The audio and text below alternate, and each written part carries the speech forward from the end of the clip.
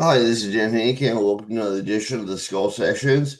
And today my guest is Steve Seidenberg. Is that correct? That's it. Seidenberg. That's it. You got All it. right, awesome. Man, so what do you got going on? Uh, you know, uh, just had a new book come out pretty recently and a show of visual work also. So that's up at the moment in at a museum, the Lilly Museum in Reno, Nevada. My book Coda is the book that just came out from Omni Dawn in Oakland, California. And so I've been doing some promotion for that kind of stuff. Those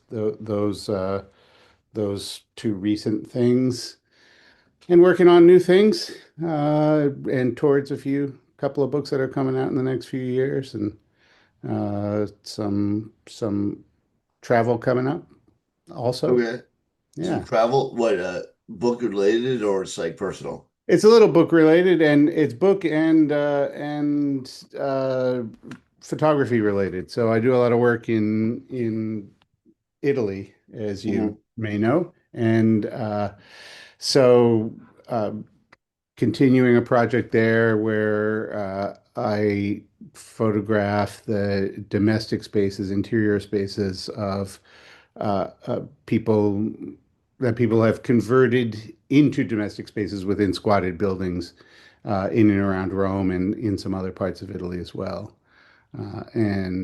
So it's documenting how people are living and how they've structured those domestic lives in those settings, which has been a many years long project. But then also a book of mine from a few years ago called Plain Sight, published by Roof Books here, is coming out in Italian translation this summer from Il Verdi Press.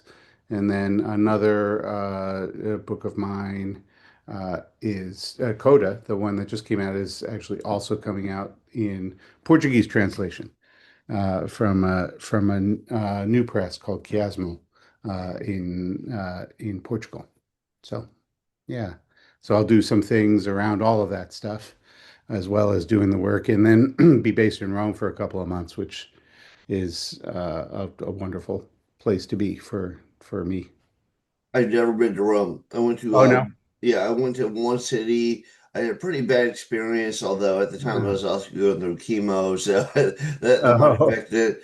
But I went to Amsterdam and I took the train over to Berlin, and I remember when I went to East Berlin, even though they united, still East Berlin is kind of like the rough area of town.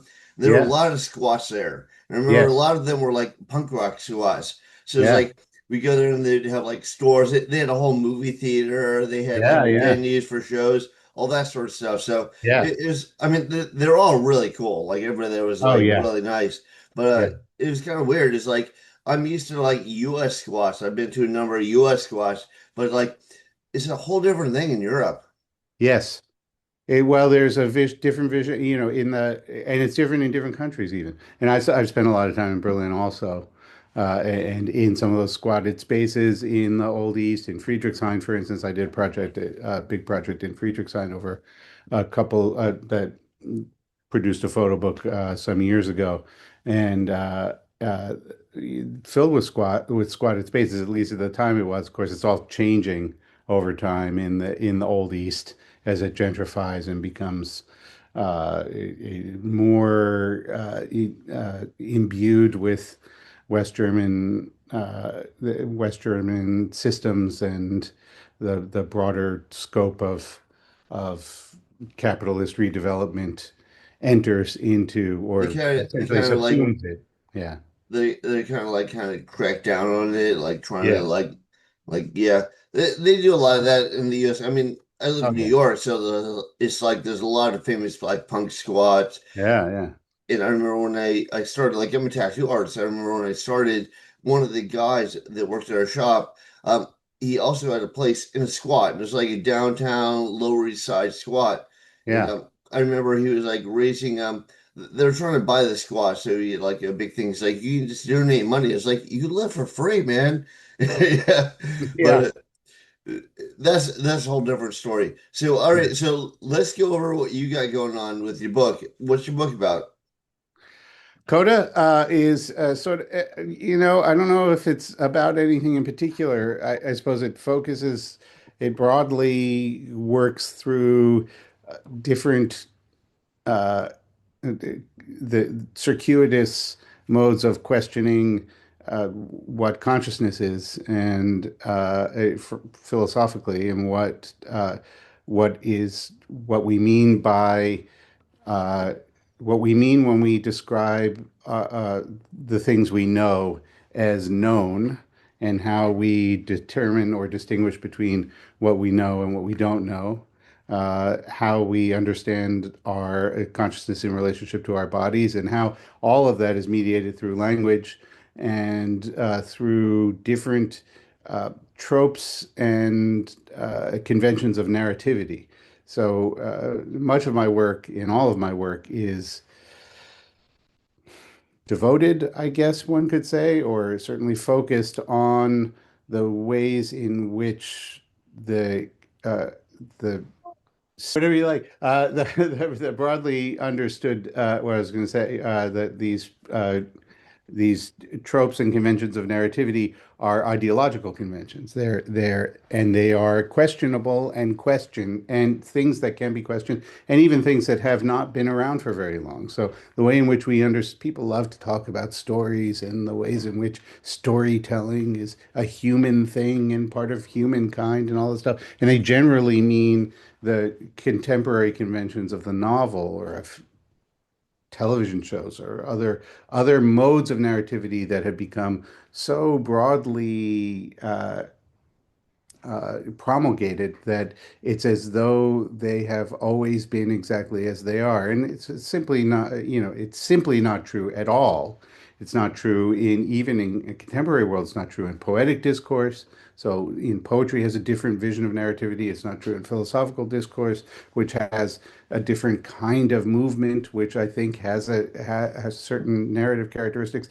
And it really doesn't become what it is. It's now until the 19th century. The medieval narrative, it's a kind of storytelling, but it is, uh, if you look at things like Rabelais or Chaucer, or even up through what people think of as the beginnings of the modern novel and things like Don Quixote, all of which is work that I love, it's really just as much about the digression and the interruption and as it is about any kind of sense of plot and resolution and character and all of these other ideas, which are just modern ideas, and modern ideas that I think are really meant to promote consumption. They're just parts of a broader ideological framework of production and consumption.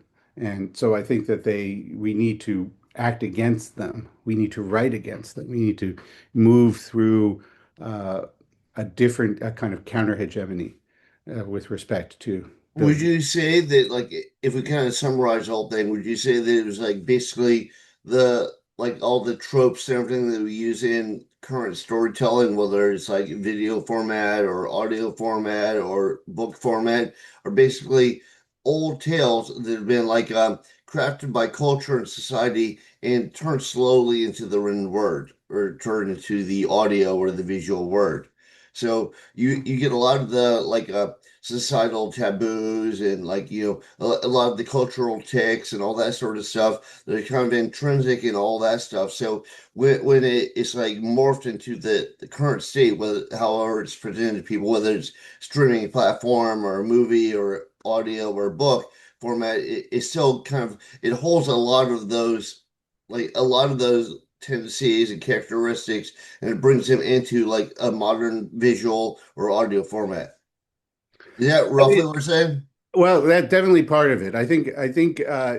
I'm saying that is the case, but additionally, And importantly, often what happens in those older forms of telling those same stories is the things that we emphasize when we retell them now and that we bring them into present context, we eliminate all the stuff that we think of as extraneous. And that can be all the, the jokes essentially. So the We ways in which, sorry to interrupt yeah, you, but would you no, say please. like for instance, if you look at like the origin of the Grimm fairy tales, like Yeah, they were a lot darker. You they're a know, lot darker. like the Red Riding Hood, like the Yeah, wolf actually eats Red Riding Hood. right. Also in Gretel, she actually cooks the kids. Yeah, So they've been kind of like people call it Disneyfied or cleaned up for this modern yeah, generation. yeah. Um, so would you say that you're like losing a lot of the authenticity of those original tales by translating for this modern world? Or are you saying like maybe our society has like changed its values? I would say we certainly are losing a lot of those original tales, and we're losing them because society has changed its values and because it's trying to, because in fact, all of the ways in which it's, because we've moved from a society that is not entirely based on a cycle of production and consumption into one that is entirely based on it. And so the ways in which we tell stories often reflect the way the social relationships within the culture generally. And Oh, in so the in Grimm's fairy tales or the earlier for the fairy tales that those are based on, but even through Grimm, uh, as you say, much darker, much more violent, much more at ease with the tales themselves, uh, uh, exploring for children the most difficult aspects of being alive, death and violence and all of these and all of these other things that are part of the existence of any living creature, not just humans, but any living creature. And I think that, but for me also part of that, if you the fairy tales are themselves not the oldest form of telling stories, which happens through poetry often. It can happen through, if you look at something like Dante or even Homer, there are long passages that do not move the plot forward. Characters don't really matter in the same way. It is about a kind of encyclopedic account and attempt to encompass elements of the culture and elements of the social world. And, in the case of Dante, say, where we know very quite explicitly, Dante wants to settle grudges. It's a very personal narrative that Dante is telling, and it's not, so it's filled with things that now an editor would cut out as non sequiturs. Like, and that a critic would say, like, why is this in there? This is totally doesn't forward the plot. It doesn't make the character stronger. And it's because Dante doesn't care about character and he doesn't care about the plot. let me insert something real quick. So Yeah. you're saying that like some of those like those older works like they were addressing things that were relevant at that time in that space, but are not really relevant now. So you're like, why was that inserted? If it seems like filler, but it actually had a directed purpose in those days when it was first presented. Well, I would even certainly so, and I would say they are relevant now. And in fact, what we're doing is a mode of hiding from ourselves. It's a mode of pushing away the things that remain just as relevant now as they were then. It's just it doesn't help, it undermines certain aspects of the culture that we're being sold, that we're being told, and we're being inculcated into. So we're being asked to understand the way that things mean much more as though it were straightforward and it pushed without as though it were about a beginning, a middle, and an end. And these are all fabrications, complete, total fabrications, have nothing to do with the way in which a life is lived. But literature in this modern form is not meant to be a form of revelation or a form of uncovering or discovery. It's meant to be a form of invention that covers over, in fact. And you called it Disneyification, and I would say that's true even with things that are can be dark. It's a Disneyification because it's just It's about gone from like basically like holding a purpose, like the Grimm fairy tales probably they held like a beginning and end that kind of taught you an important lesson in life. And now we just use it as entertainment, but you're saying it actually had like a societal purpose when it was first presented. Yeah, but not one lesson even. It's not like even this, even the idea that we want the fairy tale to have one purpose or one lesson. There's a great deal of difficulty, and this is what poetic discourse, at least the kind of poetry that matters to me, does. What is called poetic condensation. It means more than one thing at the same time.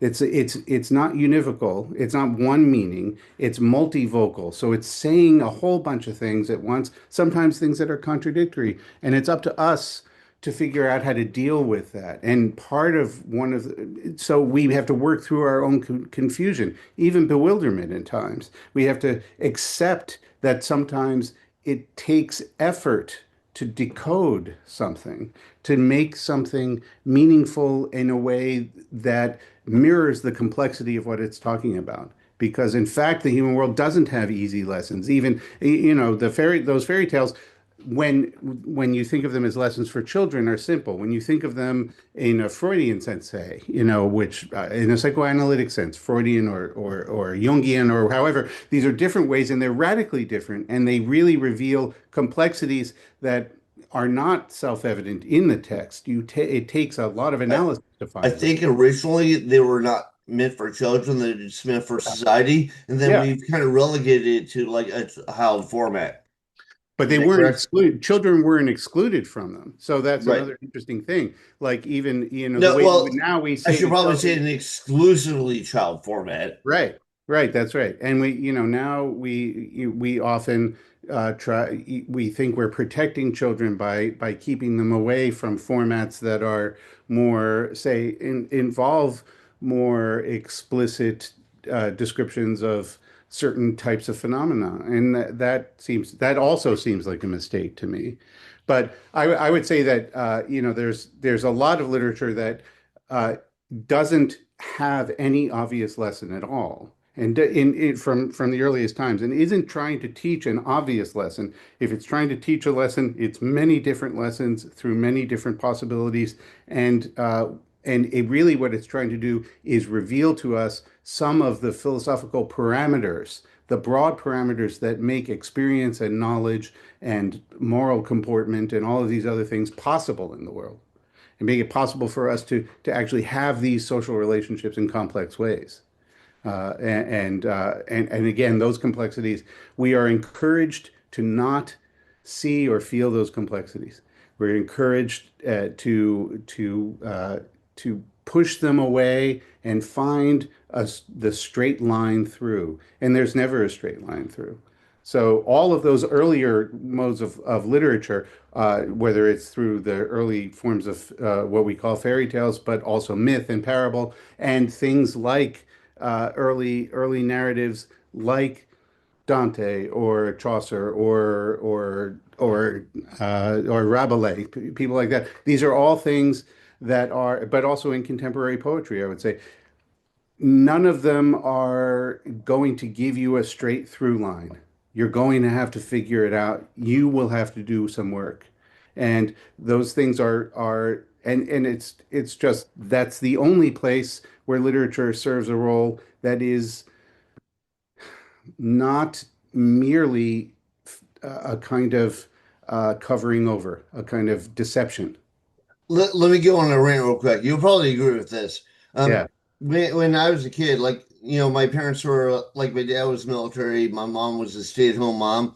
So they're very conservative, but they're like, as long as you read, we don't care what you read. So I go to the library every week and I check out this huge stack of books and I have the whole thing read within a week.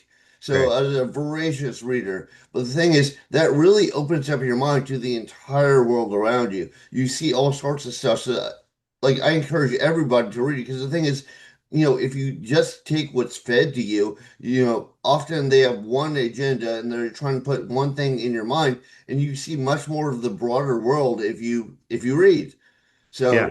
Yeah. I think that was the best thing they did was like they like and I read all sorts of stuff and like people often say this is probably why they Disneyfy like the doing fairy tales and stuff like that. They say, oh, there's stuff you shouldn't expose kids to. It's like, yeah, well, I can understand maybe the visual because like it might terrify you or whatever, but if it's a written word, it kind of tells you what's out there. You get like a more rounded view of the world. So I think that's a great thing. I do too. And that was great of your parents to, despite, I think that nowadays, a lot of conservative culture, and maybe your parents would be the same now as they were then, if they were, had you as a child and at the moment, and would encourage you in the same ways too, now. And I'm sure there are people with conservative values who are still encouraging their kids to read whatever as you were. But I think a lot of the conservative movement seems to be have narrowed things. Well, you know what? It's on both sides. Have narrowed so radically what it's possible to expose children to. And to say, like, as you're saying, oh, you shouldn't read this, you shouldn't read that. You really only have to read this because it's the only thing that supports the thing that I think that you should think, right? It's the only thing that supports my general cultural outlook. And that is, of course, extraordinarily narrowing and undermining of intellectual development, as you say. I think one great thing they did was like basically figure out how to think, not we're going to tell you how to think. Yeah. Yeah, I would say for me, my parents, they were, didn't go to college, and they weren't readers or anything themselves, and they sort of wanted me to read, and but I think they just were too busy with their own lives to actually care what I read. So they were like, yeah, do whatever you want, just stay out of trouble, as it were, whatever that meant to them. I don't even know because that was unclear. But so I could read anything I wanted because yeah, whatever. It was just not on their minds, and I benefited from that enormously to be able to have that freedom to do it to go in whatever direction I needed to go in my own. Let me run one more thing by you, and then we should Sure. talk about your book. So, Yeah. there's a theory out there. A bunch of people hold it, especially a bunch of scientists. That were basically you're not self-aware. Like your brain is basically a very complex butterfly effect. So everything you picked up, from a child, everything from emotional to literature to whatever, all the inputs kind of coalesce into what you are today. So it's not like you're self-aware. It's like I said, it's like a complex butterfly effect affecting how you act.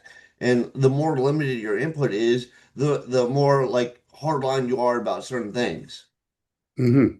Yeah, I mean, I think that certainly makes sense to me. I think that there's these questions of what it means to think of oneself as free, for instance, and not entirely causally determined. What the relationship is between self-consciousness and the possibility of understanding ourselves as having the ability to choose, so to speak, and to choose directions as well as choose thoughts, is an interesting philosophical question that has complex answers. But in any case, this this question of inputs, entirely agree with you. It absolutely determines what your outputs are.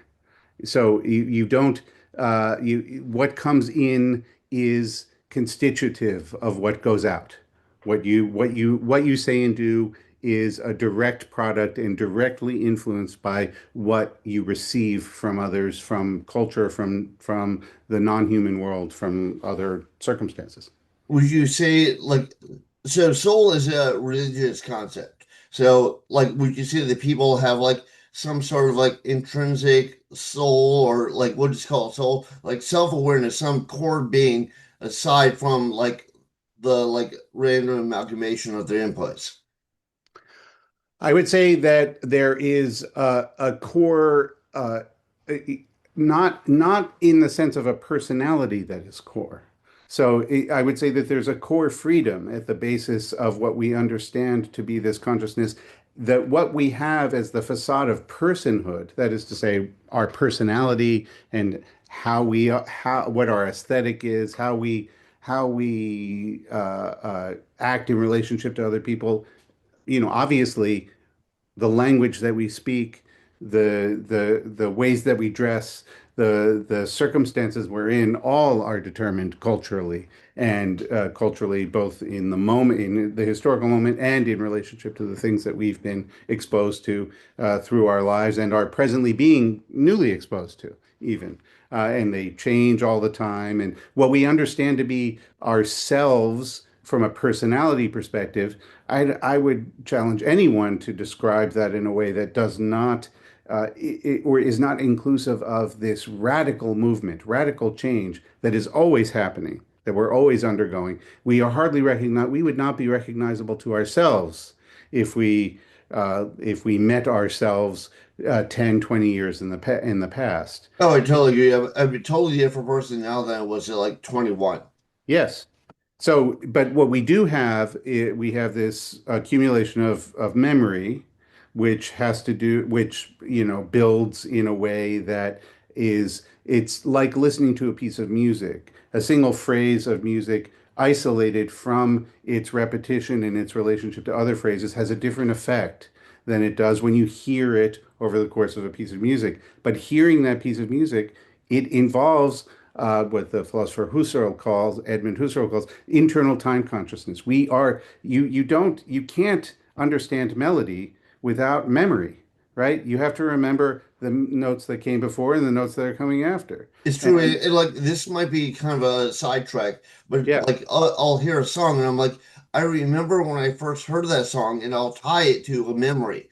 So like sure. I'll have memory. I'm like, I remember the girl I was going out with, and I remember this happened. I remember that happened. So it all kind of ties together that way. It does. It does. But even within even when you hear a song, let's say you hear a song for the first time, you're thinking, I like that. I like that melody. You hear, or any kind of musical, if you don't remember if you have a 3 second memory, and this has happened with people with brain injury, for instance, if you have a 3 second memory, then you're not going to be able to catch melody. You can't because Oh, that melody that goes brings up over a longer period. Yeah. That brings up another point I was going to ask your opinion on. Yeah. So you get people like for instance Roseanne Barr is a good example. So she was one way, then she was hit by a car, then she became the Roseanne Barr we all know. Same with Sam Kinison, he was like a shy child. He was hit by a car and then became like the very vocal, out of bounds person we know of now. So it's like it's kind of hard to say that people have a definite soul that pins them down. That's where they are when a change to the brain structure alters who they present themselves as. Yes, I think that I agree. We are not one person, and there even without that kind of trauma and that kind of sense of break, I feel like any honest account of my personhood over the course of a day reveals me as 15 different people. Every Well, single moment that I'm able to think back on it, I understand that something new is happening, and that something new is happening with me. Maybe something that's never happened before. Maybe something that's resonant with something I recall a few minutes ago, or a few years ago, or a few decades ago. It can, yeah. We are in constant variation. There's a book that I love that I recommend to anyone who's interested in really peculiar experimental literature. That's the last long piece of prose that Herman Melville wrote, called The Confidence Man. And it yeah, doesn't, okay.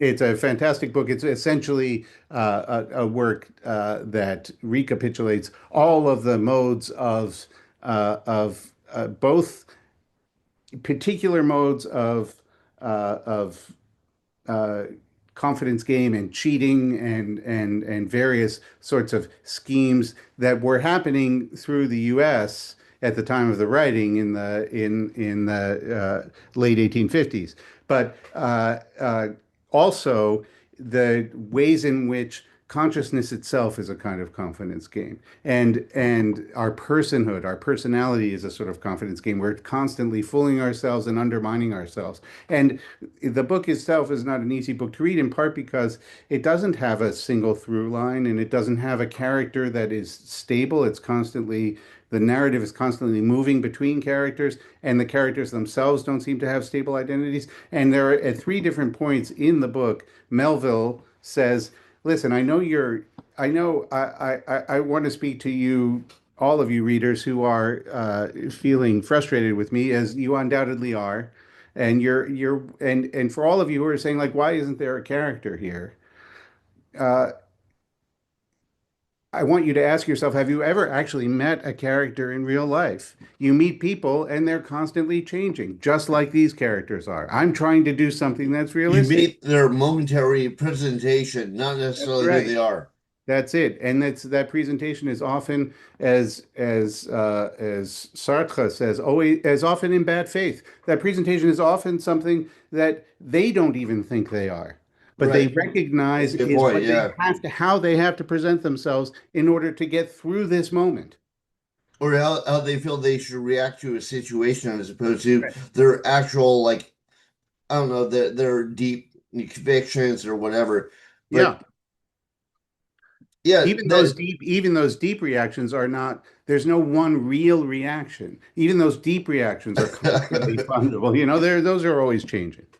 I think you brought up an important point, which is that reading really helps you, like, so there's stuff that, like, you think, oh well, it's got to be this way, it's got to be that way, but reading will take a deep dive into that stuff. Like, for instance, if you read the classics like 1984 or Catch 22, Mhm. like you read all this stuff that makes you question why things are the way they are. So rather than you just hearing like all the propaganda that's put out, it's like this is actually what's going on.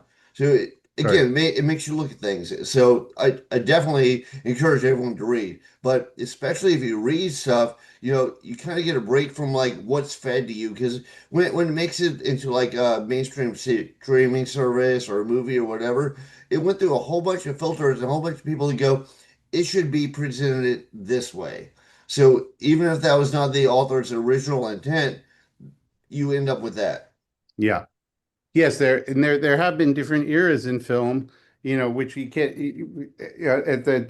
people have really extraordinary access to the history of film now, if we're thinking about film in particular.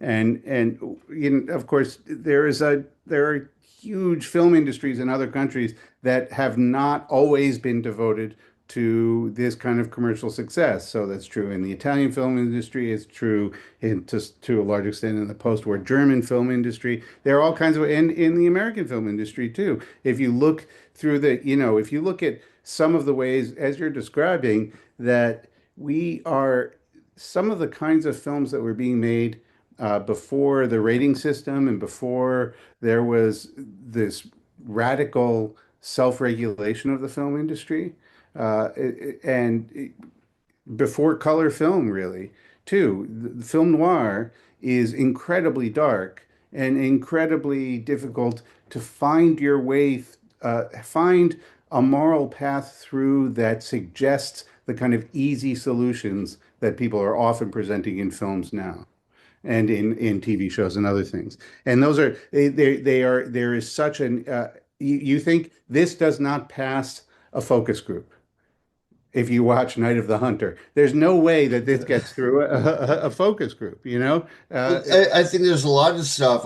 They're like they've made transitions of like famous novels into film. Like yeah. they leave out so much. Like Oh, Grapes of Wrath is a great example. Like I read the Grapes of Wrath is a very in-depth, thorough dissection of everything that was going on at that time.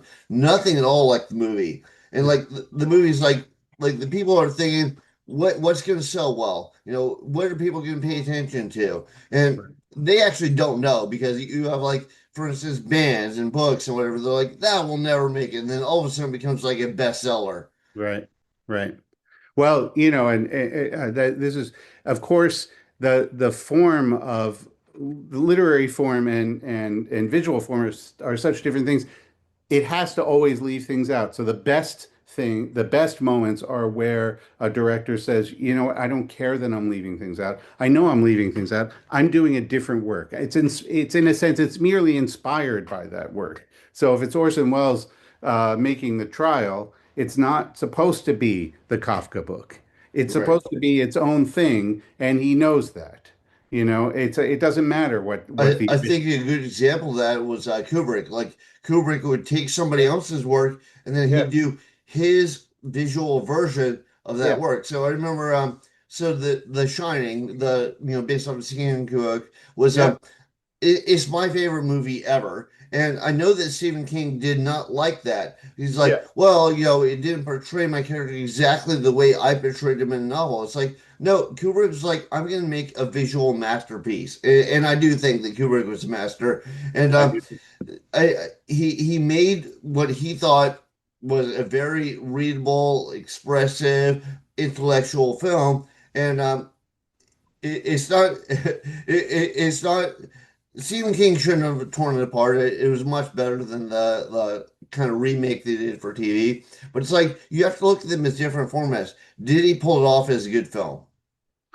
Well, you know, I think that The Shining is an absolutely extraordinary film, and as you say, because it is about its visuals in particular. But that's because at the sentence level, just like I'm a Kubrick fan, because at the level of the of scene by scene, what he's doing visually, I don't care about anything else. I just want to see. I could stare at at what Kubrick is filming as a without the camera ever moving and with no characters ever coming in, because he has such an acutely uh, sublime sense of visual composition that there's almost no, you know, he is inimitable. I mean, there are a few filmmakers like that, and he is certainly one of them.